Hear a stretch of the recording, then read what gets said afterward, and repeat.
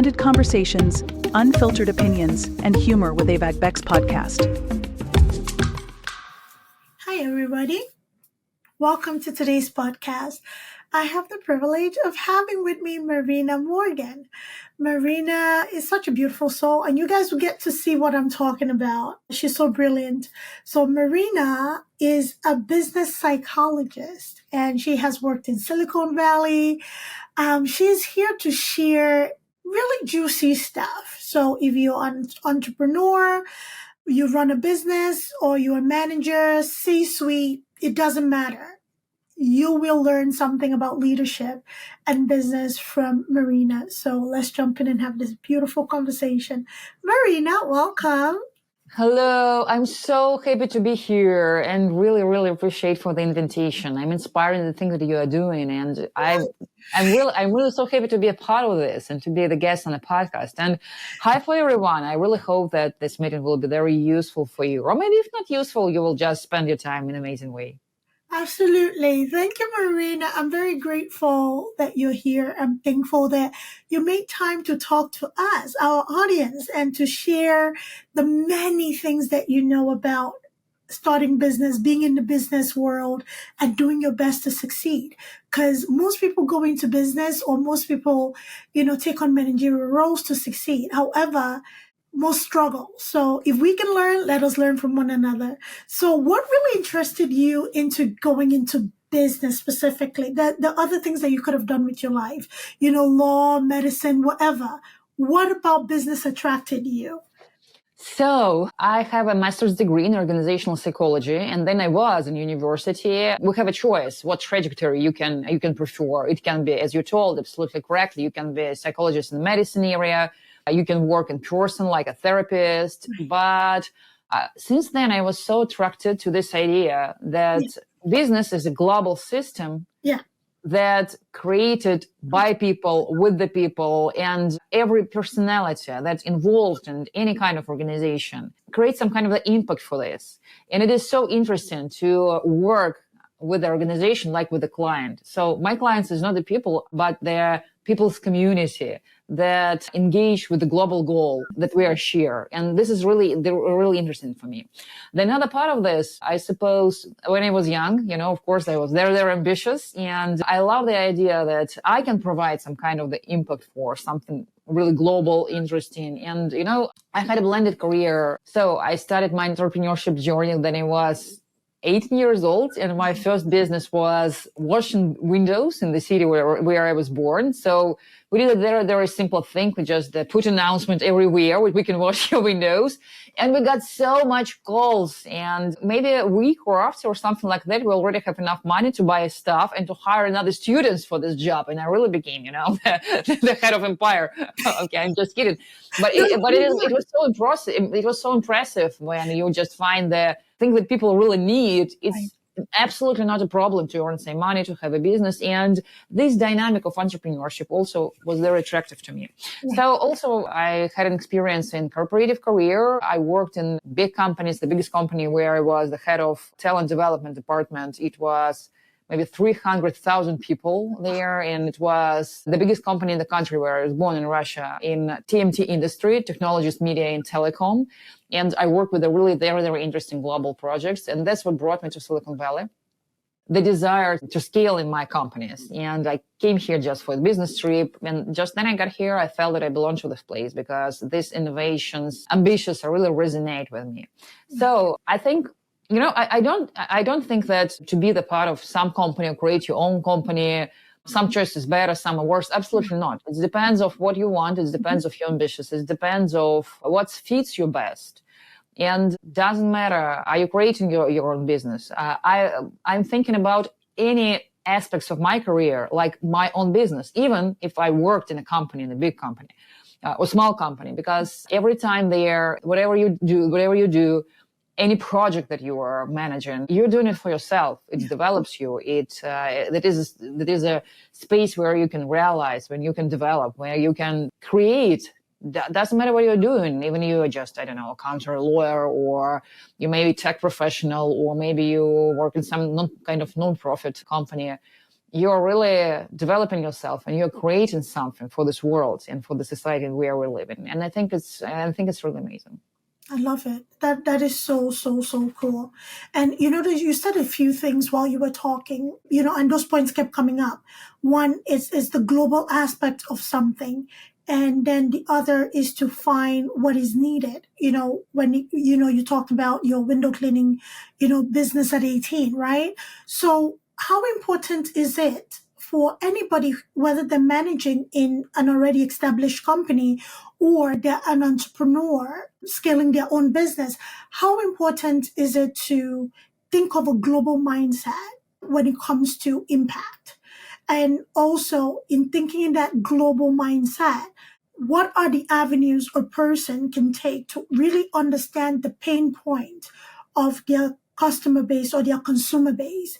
Because I feel like, a lot of people get stuck in the premise of casting a wider net. I know early on in my career as an entrepreneur, I wanted to service everybody, right? And that can be very exhausting, right? So I can still serve a global audience, but can niche down. And that is more, for me, more manageable, given that, my company is still growing. So how important is it for somebody to think globally and also think about understanding what their customers or consumer base need? It's really great questions, and thank you so much for asking about it. Because, in the business industry, there was a season, then it maybe was 10 years ago, maybe a little bit even earlier, when all the consultants or some influencers in this area told you should to think about your mission. You should to fix the mission of your own mission or the mission of your company. And you should to think about the global impact. And you should to think about your company, I don't know, something like what will make you a unicorn in 10 years or something like that. This is the main questions that investors are typically asking about. Mm-hmm. But the reality is that different research in my own practice with my clients shows us that the best way to achieve the success is to feel the same enjoyment of the process of your journey, the same level of the enjoyment like you feel when you got your results. So the thing when we are just thinking about some really, really big and global, make us focusing on the results, because it can be really tough, and it can be a really tough challenge to create something that will disrupt the market. And also there was some kind of, a joke in the Silicon Valley when everybody at the end of their pitch says something like, that's how I will make the world better. And you try to, try to bring your pitch to this point. And the reality is that the thing that we are really enjoying every day, not only one time per year when we achieve the great goal, but every day, based on this strategy, based on this signs from your body, from your personality, you really have a great chance to create something great and to achieve great goals. And the reality is that some people feel the enjoyment then we created something only for their neighborhood. Mm-hmm. You understand what I'm talking about? Only for the people that you have connection with, who means a lot for you. And you're just starting, for example, with a local bakery because you love to bake, and also you are enjoying the idea that every morning your neighbors, people who are around you, they will come to the coffee shop and they will take their coffee with something that you made by your own hands. And I know a lot of different cases like this. And step by step, you are developing and providing this thing and this hospitality to more group of people, but you really don't have an ambition to become the best baker in the world or something like that. There are a lot of people who really inspiring and motivating themselves by something big, by some kind of the global impact. I think, answering for your question, like to summarize it, I think that you shouldn't go to this trap. I mean, to the trap of the big goals that make you feel exhausted and feel tough. And the main question for that, any entrepreneur or any person who wants to provide some change in their he or she life should to answer what I'm really enjoying to do. What's really important for me. And it sounds not original, but there is some trick thing here. I always suggest for my followers or for my clients two exercises. I will share it if you will allow me. Yes, please. The first thing, you need to create a list with 100 absolutely different things that make you feel enjoyment. And it should be something very, very simple. Simple, like, for example, I'm enjoying the blossoming of the flowers. I'm enjoying the sound of the birds singing. I love the moment that I'm waking up and open the window and feeling the breath of this fresh air. It should be very, very simple things.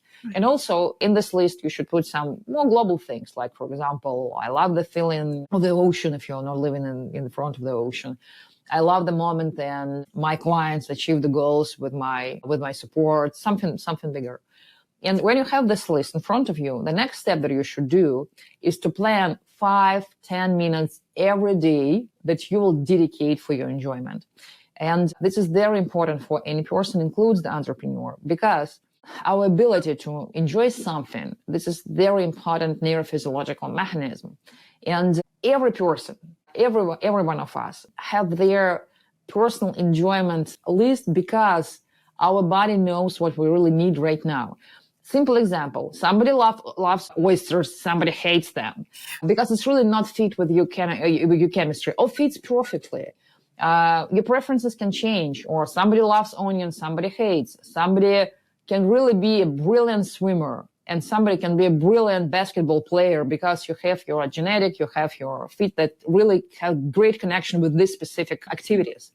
And it's really useless to think about what is my mission, what is my strategy, if you don't know the answer for these simple things. For this simple question, what make me feel enjoy in everyday simple activities? So the first step you should do, you should plan your week schedule and put the slots for the enjoyment. And another important things, you should to start the practice, the choices for the enjoyment from the very simple steps. Like, for example, you're going to the grocery store.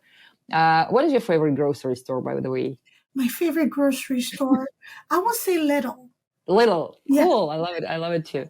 Okay, you're coming to the Lidl and you have some ideas what you want to eat, for example, today. But give you just half of the minute. Stand in front of the, fruit basket and ask yourself, what I want more today? Apple, banana, orange. You typically know about yourself that you love bananas, for example. But just give yourself this half of the moment and imagine the taste of all these fruits in your mouth. And those that you will be attracted more, put it to your basket. And we should start with the very, very simple steps to learn our nervous system to make a choice through the enjoyment. And just simple things. What I will prefer, coming home by car, or I want to walk, or I want to do it by bicycle, or I want to have a ride on the bus because I really want it right now. And in spite I have a car, it doesn't matter. I just want this experience.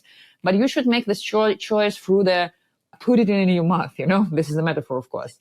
And to feel this whole body, yes. And day by day, you can teach yourself to do it. And day by day, make these choices more complicated. And what will you do? What will you achieve? You will learn in an amazing way your personal signals that your body provides you when you have a best choice in these circumstances, in this moment, for this your condition. And when you know these signals, in a situation when you need to make a really complicated decision, in the situation when you don't have enough information, or you need to do it very quickly and you don't have the time for analysis to work with the complicated or big amount of the information, you already will do the best choice because you know the signals of your body and you will use all the resources that you have. And the important thing here that the endorphin, what we have in our body when we experience this enjoyment, it influences our dopamine level. And dopamine is something that we really need to don't feel procrastinated, to have this high level of motivation of our long-term journey. Because entrepreneurship is not it's not 1 hour play. You know it. You absolutely know this. This is a long distance. This is the marathon, and this is the marathon with the obstacles. And any entrepreneur facing with the all shit that can happen. So sorry for saying this, but it's true. Everything will be broken. Your camera will not work, and your counter will disappear suddenly.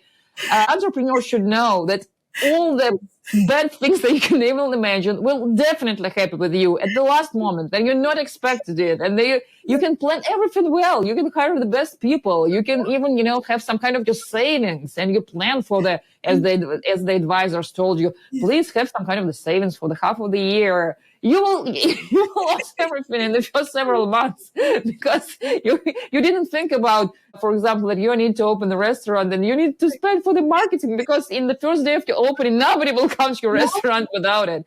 So, and you should really understand it. And if you don't feel everyday enjoyment in the things that you are doing in your business, you will not win. And that's the reason why 9 startups for the 10 just disappear very fast. And we know these stats. In the perspective of 10 years, only 3% of the company are surviving. So the numbers is not very impressive.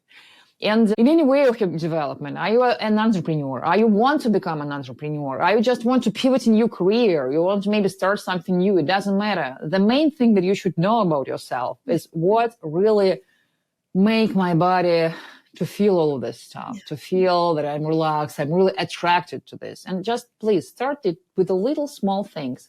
And also, if you will need to recharge, to refresh, these enjoyment tools will be very, very helpful for you. And it's not just, some kind of myth from my side. The strong neurophysiology approach is under that. And I made a lot of different research and also on myself, on my clients. And it's worked in a brilliant way. It's impressed entrepreneurs every time because we learn absolutely all things that you can even imagine, but not thinking about our enjoyment. We're learning how to be the best, how to compete, how to, make the market analysis, how to think about the product market fit. We know all this stuff, but we don't know the main thing, what to do with the main resource on the journey, myself, and managing my level of involvement and motivation. Absolutely. Absolutely. Thank you. That was so good, Marina. That this thing with entrepreneurs, because we wear so many hats and we're managing so many things and we're constantly looking at analytics and this and competitors and ways to tweak things, that even the sound of anything enjoyable can always come with guilt, right? Why am I relaxed right now? Is there something I should be looking into? But wait, why am I not busy? Like, we get ourselves and a nervous system so worked up and so aligned with always being charged that, it is not uncommon to find entrepreneurs with some degree of anxiety, right? Because there's a lot of guilt that comes with that relaxation. So how can a business owner who's listening to you right now, Marina, is like, yes, I hear all of that. I can make this list and I'm looking at this list. How do I not feel guilty when I am incorporating all these beautiful, simple, natural things that recharges me without feeling guilty? Okay. So there's 2 things here. The first thing is about the guilt. Yes, this is the feeling what all of us experience, guilt and shame. And the important thing about the guilt, what we should always keep in our mind, that guilt is always something that came inside of us from the outside. It was a moment in your life, then somebody, it can be your parents because they really want the best for you. They took care about you. They need this tool, to take care about you and growing up, you're like a healthy person. For example, when you want to, I don't know, eat some kind of plastic, yes, they say, oh my God, what are you doing? You're a good girl or a good boy. Good girls are not eating the plastic. Please put it down. Or it can be society with another purposes. So idea of the guilt always includes in this that somebody at some moment explained you that this way of thinking, this way of acting, these choices is something bad. And the first thing that we need to think always critically about the guilt, where did it come from? Yeah. I mean, when was the moment in my life when I decided that this is bad and I need to feel bad feelings about it? And was it really my decision? How did I know this? How did I get this? Just you can make the simple audit, and you always should keep in your mind that guilty is always something that came outside because somebody explained it to you for their purposes, not for yours. As I told you, society, cultural regulation, government regulation, whatever you want, you know your answer for this question, depends on. And another thing here, for the statistic, 72% of entrepreneurs facing with different mental health issues. And there is 2 things here also. The first thing is that nervous system of entrepreneurs is more vulnerable for a list of different disorders like bipolar disorder, depression, anxiety, different forms of addiction, and groups of entrepreneurs are typically twice or even more times often experience these things than the average population, because the things that make us great, brave, responsible, allow us to have this high level of emotional intelligence that's important for the managing people. The flip side of this is there is a specific organization of the nervous system that make us very vulnerable for these disorders. And you also should just know it about yourself. I have a video about the dark side of the entrepreneurs where we're speaking about all of the statistics.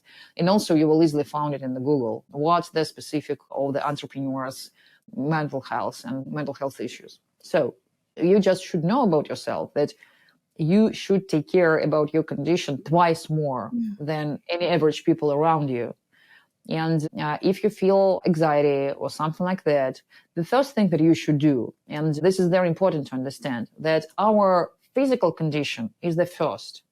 Our interpretation of it, our ideas that our mind brought to us, is the second in this line. I mean, we feel anxiety not because tomorrow will be some kind of a pitch presentation. We feel anxiety because we have too much cortisol in our system, and that's the real answer for this. And the first thing that you need to do is to just think about how can I physically reduce the amount of the cortisol in my body. Good decision. You can just take a bottle of water and go for a walk. Breathe deeply, and just to help your body to leave out the products of all of these catecholamines things. Right. So, and we are typically thinking that the reason why we feel nervous is some outside circumstances, but the reality is that we are experiencing biochemically and also physiologically, and we can easily help ourselves through this neurophysiology. And when you understand this concept, when you understand that if you feel really good, if you sleep well, you have a rest, you will accept the reality like an amazing space of different opportunities, just because you have enough serotonin and dopamine in your body, and it will influence for your focus, because that's how our focus is working. Yeah. It's analyzing our condition, it's analyzing circumstances, and just showing us those paths that have the best match with our inside condition and outside circumstances. And on the other hand, if you didn't sleep well for a long time, you are not allowing yourself to have some rest, you feel guilty when you even have a 5-minute rest or even 10 minutes, and you every time thinking, oh my god, I can make some extra call for a client, I can check what my team did or something like that. When you prefer it for your rest, this level of cortisol and other things will rising up in your body. It had a great damage for our prefrontal cortex, and the prefrontal cortex is that through what we are making some amazing strategic decision, and we have an ability to analyze different choices and different strategies, because the cortisol really physiologically damaging this part.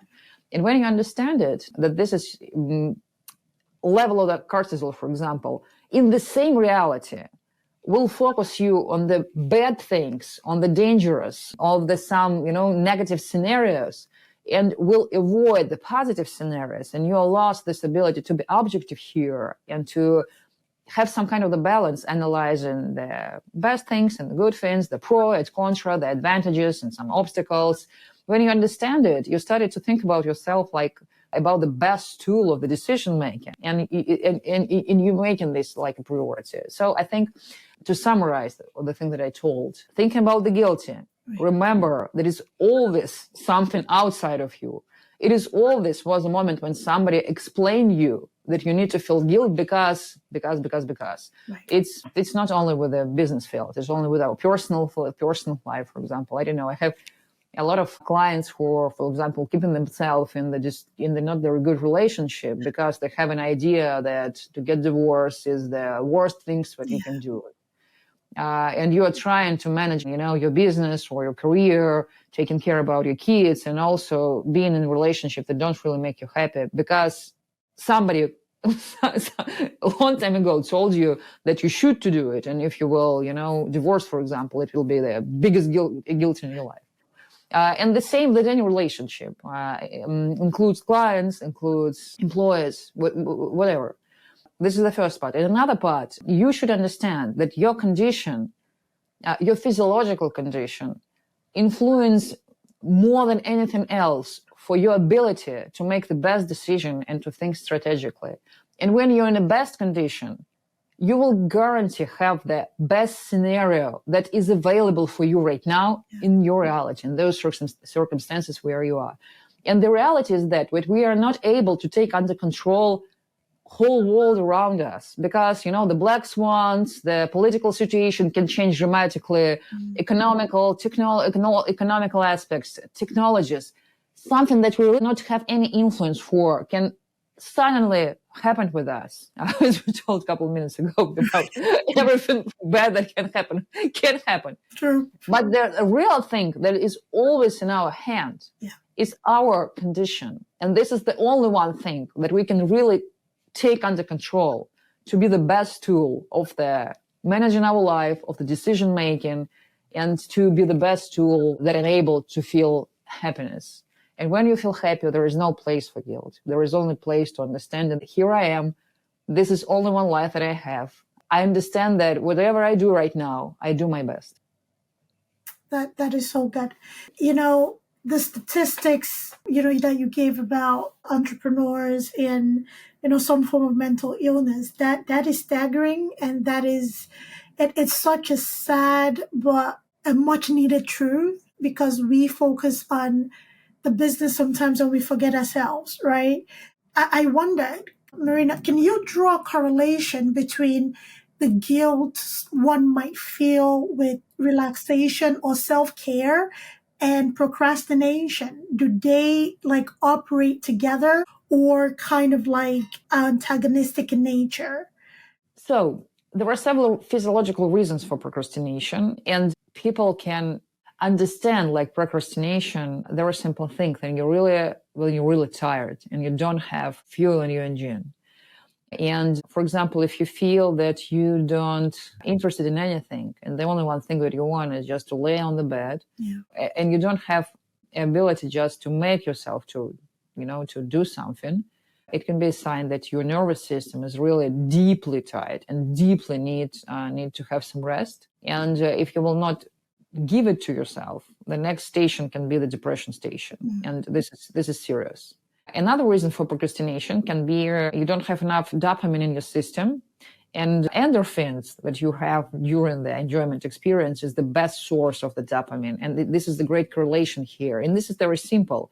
When we are living the life that we like, we want to act more. We want to do something more to continue this journey because it's really amazing. And the funny thing, a lot of people know that they, for example, need to create the strategy or check some analytics or, finish the project. But instead of this, you're starting to washing all the drawers in your apartment that you have, taking care about the clothes or watch the TV show or do whatever you want, but not the thing that you need to do. Why we're acting this way? We trying to increase the dopamine level by those tools that more available for us right now. Because, for example, creating some analytics need from us much more resources. And the result of it, where we can get this dopamine achievement, is far away from us in the moment when we don't have enough dopamine. But for example, if you will wash the plates, suddenly you decided to wash all the plates that you have. The result of this activity is closer to us, and we will have this dopamine rewarding at the end of this shortcut, right? And that's what we're trying to do. We keep in mind our main task. We don't have enough dopamine to do it. And we're just trying to find it in another sources, using some kind of social media that really briefly increasing the dopamine level, but not very good influence to hold the system. Or we're trying to do something simple, like taking care suddenly about all stuff what you don't really need for a long time in your life, in your house. And you should know about yourself, how you can increase your dopamine level, and just do it. It can be some cold shower, for example, or it can be a short walk, or you also can find brief exercises for increasing the dopamine level. And there are a lot of different information about the dopamine and how to keep dopamine. I can really share with you very interesting information about what's going on with our dopamine system and why it's not a very useful strategy to think only about the results and don't think about the processes. And I have a lot of cases with the clients who facing with the burnout because they didn't know about it. So this is about the procrastination. Two main reasons. Your nervous system is already exhausted and you're tied so deeply than you need when you need the rest. Another situation is easier to think to fix it is you don't have right now enough dopamine to achieve the goal. And speaking about the guilt, I can say that there is 100% correlation, but the correlation here exists. Because what is the guilt? Is the complex feeling that combining some stimulus that coming out of us, I mean the analysis of the situation where we experience it, and comparing this information with some values, with some ideas, with some core things, our core beliefs that we have inside of us. And when we are matching what we need to do from in our expectation or what we in reality do, we see this gap, and that's how we feel guilt. Or, for example, if, I don't know, it's about anything. It's about the relationship, it's about the choices. It's even about the moment when you don't have enough energy to do something you know that you need to do, and the only one thing that you feel about it is a guilt. Experience of guilt can be the sign of depression, if to be honest. And here we can see the stronger correlation in the first scenario that I described you when we spoke about procrastination. Because it's always start this ideas that I'm not good enough.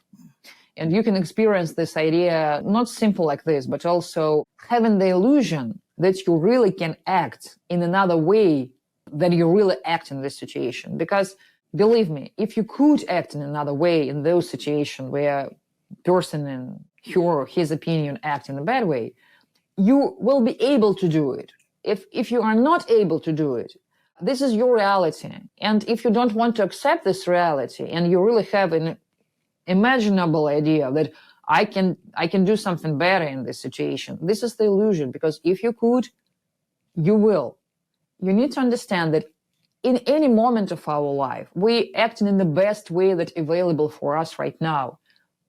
I do my best, and you should understand about it. And coming to the depression, coming to this point, it's so sad, to be honest, to think about it, because I know what's going on with people. There are talented people, best of us experience. Sure. It started with the thought that I'm not good enough, because you have this idea that I can do something better, and I didn't, and that's why I'm not good enough, because I didn't do it. And this is already can be a sign that your nervous system is, not in the best condition right now. The next step here is that not good enough in general way, not only in your professional field, for example. I'm not a good person generally. And you started to think about it deeper and deeper, and anything that happened around you, you start and experience it through this prism of your guilt, that this is because of me. I don't know, my mom feel bad because of me, my company is not very successful because of me, I don't know, something awful happened in my neighborhood because of me. And the next step of this, I mean, if you're listening us and if you already experienced it, then everything that happened around you, you're interpret inside of you for the point that this is because of me, something bad happened because of me. This can be a sign of the very deep phase of depression, and you need help at that moment. It's serious. Because the next step here will be the world will be better without me, because I'm the reason of everything bad thing that happened. And if you already have thoughts like this, you understand what will be the next step, right? What can I do to make the world a better place without me? You really need help, and you need to call for the hotline for the people who are facing with the depression, or you can request the help, whatever you want. If somebody close to you experience something like that, for example, I don't know, your spouse, your close friend, you see that his energy level becoming slower and slower, lower and lower. And when you discuss different things, you see that your friends or your partner say something like, it's because of me. All of this is my fault. And those things that absolutely don't his fault or your fault. You need to help this person to request some professional help, because this is very serious. It's not jokes. And entrepreneurs facing with the depression 4 times more often than the average people. And also the 11% of entrepreneurs facing with bipolar disorder. And this phases there when you have the period when you think, oh my God, I will do everything great. I will be the champion. And after that, you have a long period when you don't feeling for anything. So just think about the numbers. That swing, that manic, swing. Absolutely. Think about the numbers. 11% of entrepreneurs facing these things, and only 1% in the average population have the bipolar disorder. So we have as an entrepreneurs, we have very specific organization of the dopamine system, and that's what make us, as I told, very brave, very, tolerant to the risk, very creative, very innovative. But at the same thing, we have this sensitive moments, and we need to think about it. So this is the main correlation where we need to think about it, because guilt can be the result of the exhausted. But if this is just a concept in your head, and you have some guilt for the small amount of situation that's really, maybe you really didn't do your best and you want to choose something, I more like the conception of the responsibility. And for example, in the relationship with my husband, I just learned him to avoid the guilt concept. I explained it to him and I told you, you're never guilt for anything, because I believe that you always act in your best way. You do what you can. This is not your fault that you had this nervous system, this experience, the family where you grow up, the culture that influenced for you when you grown up. This is not your fault. You didn't choose it. You just was born in this place, in these circumstances. And I believe that you do your best. But if it's something that don't really good for our relationship or for our common goals, we just need to change the approach and take our responsibilities. This is my responsibility. This is yours. Just let's do something with that. And the same thing with my employees. So we're not using words, excuse me, sorry me, this is my guilt, etc. We're never using it. And my employees is always so surprised. And for example, they fucked up and they, right, I'm so deeply sorry, please. Because for me, I don't want that they feel something like this. I want that they took the responsibility of how I can fix it. And the only one thing that I ask them about is, if you really fucked up, come to me, say about it honestly, and next to it, suggest the several strategies how you will fix it. And this is the only thing that I need. I don't need, to feel like I punish you or say, oh, you really not did your best. What's the point? Who will win from it? Just fix it. And that's it.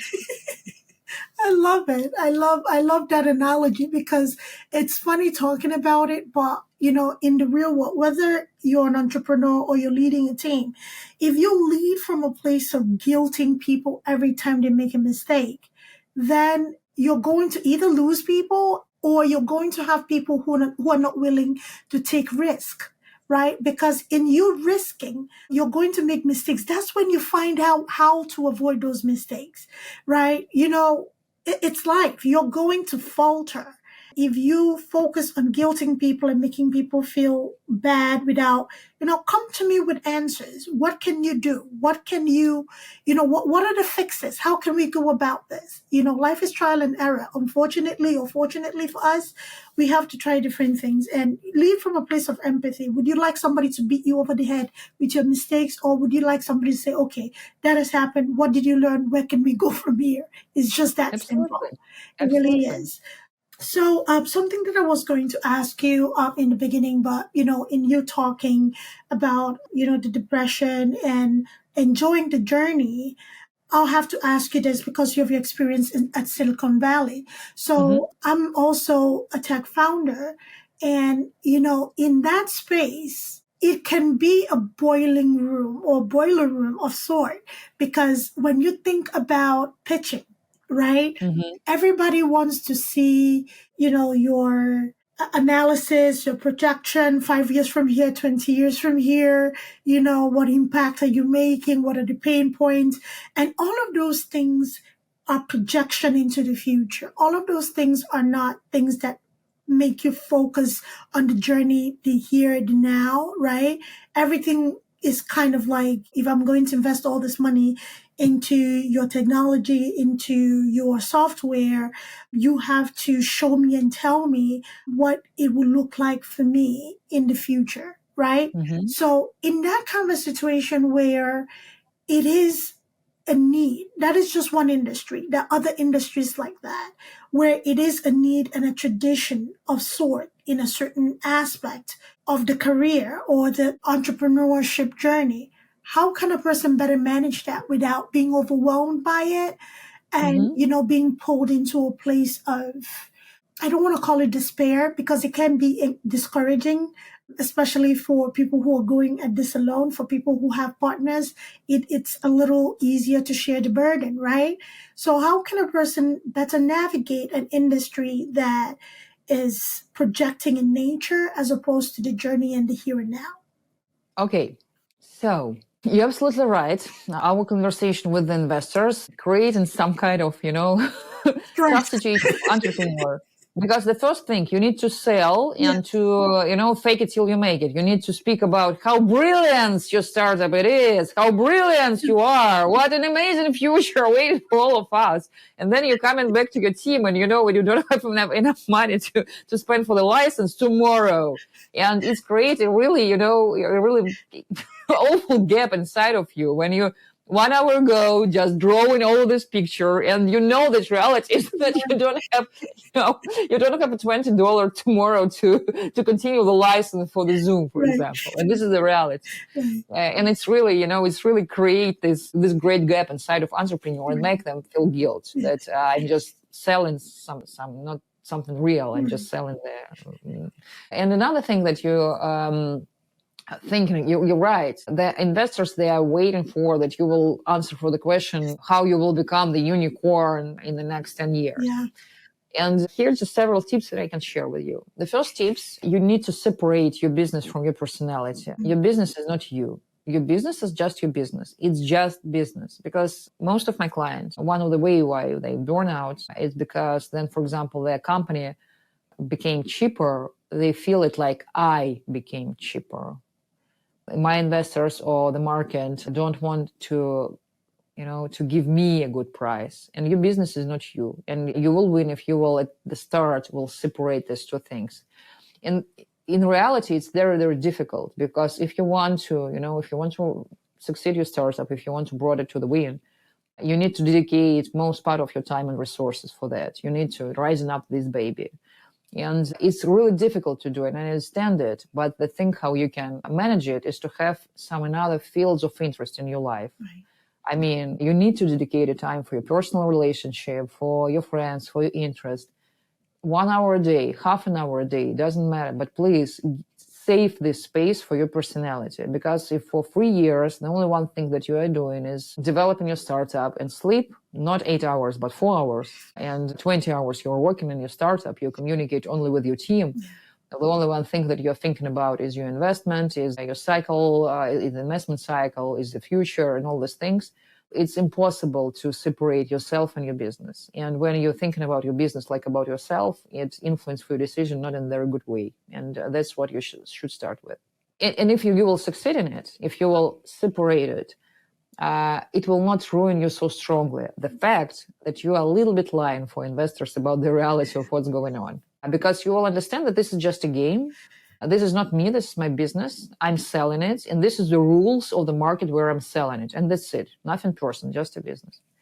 Another thing that you should understand about the investors, specifically if you are working in early stage investments, they are not thinking about the future of your business. They are thinking about will the late stages funds will be interested in you, and will they buy their part of your business, their shares in your business for better price.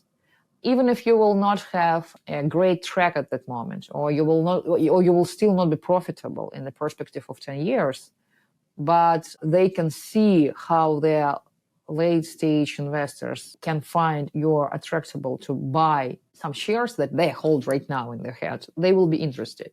And this is the tough reality as well, specifically for those founders that really, for that, their startups mean all. This is your baby, this is everything for you.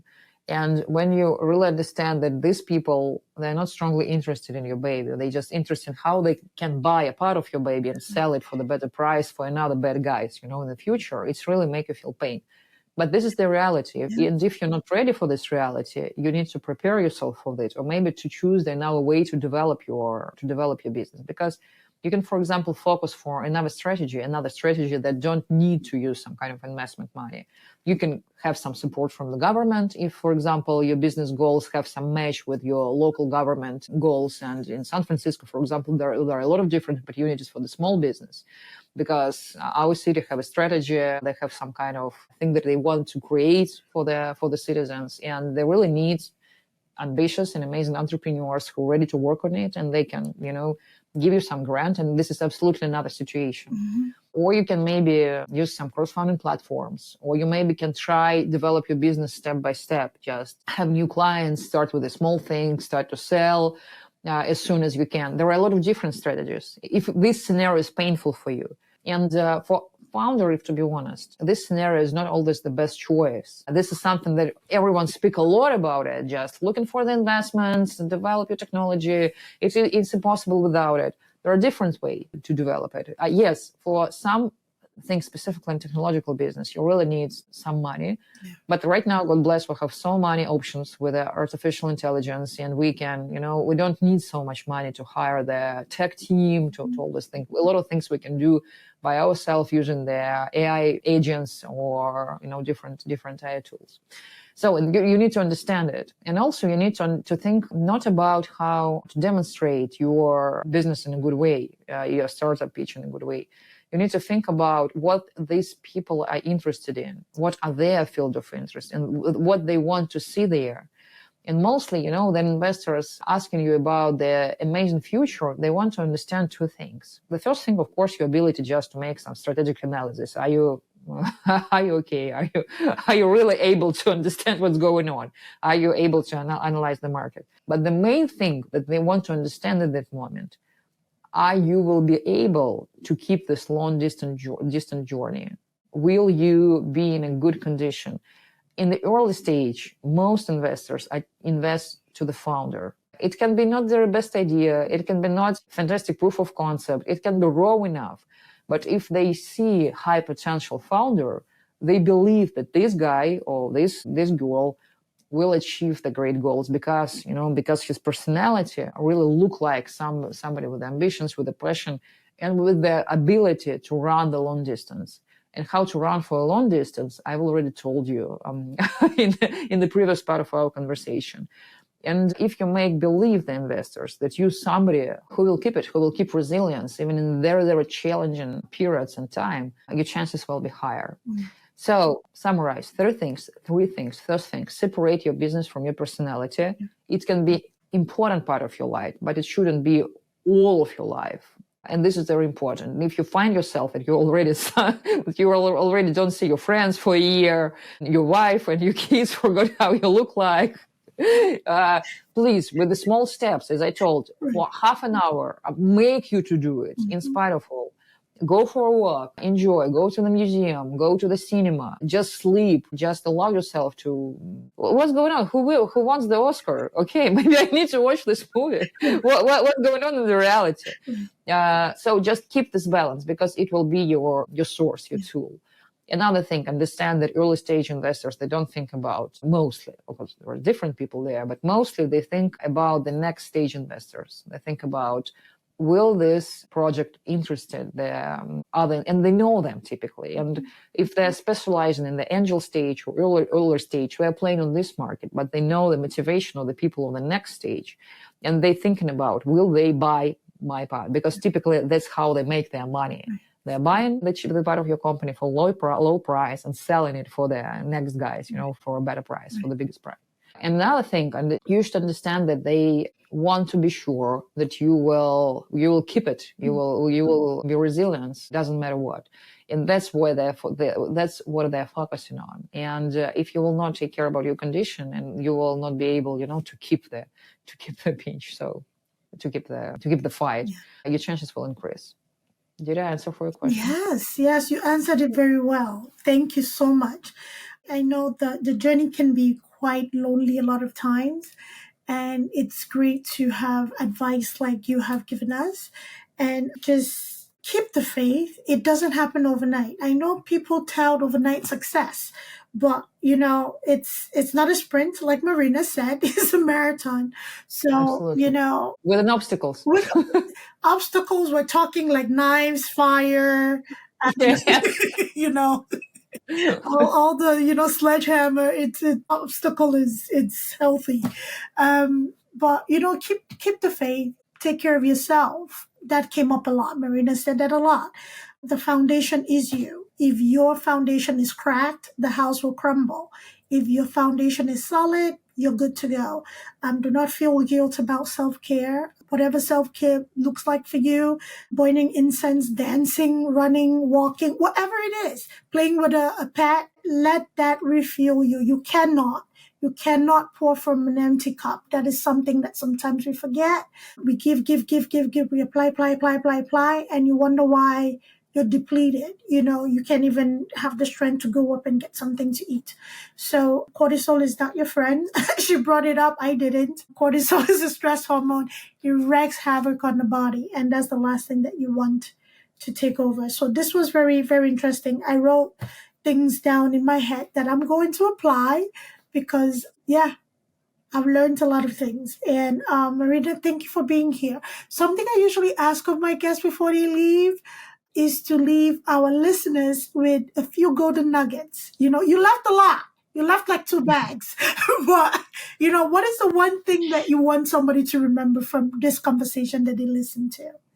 I will be very happy if you just today give your time to think about what is the best enjoyment for you in this moment, and you allow for yourself to do it. Yay! Beautiful. Love it. And how can we find you, Marina? If somebody listening to us, they're like, you know what, psychology of business, psychology of personal growth, I need to reach out and work with her. Where can we find you? Thank you for asking about it. So you will easily find me on LinkedIn, Marina Morgan, and the name of my company is The Morgan Impact. I have a website at themorganimpact.com. And also I'm sharing this information on my YouTube channel and as well as on LinkedIn. And so you can find me there as well. So LinkedIn, Marina Morgan, Silicon, San Francisco. Also The Morgan Impact, my website with all my social medias, and the YouTube channel, Marina Morgan. Beautiful. And also we're going to make all of that available in the show notes so you don't have difficulties remembering which was which. We'll make sure the links are there so you can click in, go right in, read more, listen to Marina on YouTube, ask questions. She's making herself available. If you need the help, reach out, connect with her, see how you can work with Marina. I learned a lot today, and thank you for being here, Marina. It was a pleasure, and I'm grateful for your time. Thank you for having me today. Thank you. All right, bye, everybody. Take care of yourselves. Thanks for tuning in to Avik Beck's podcast. If you enjoyed today's episode, don't forget to subscribe, rate, and leave us a review. It really helps us out. We'd love to hear your thoughts and continue the discussion. So join us on social media or drop us a message. Until next time, keep exploring, stay curious, and keep pushing the boundaries of your world.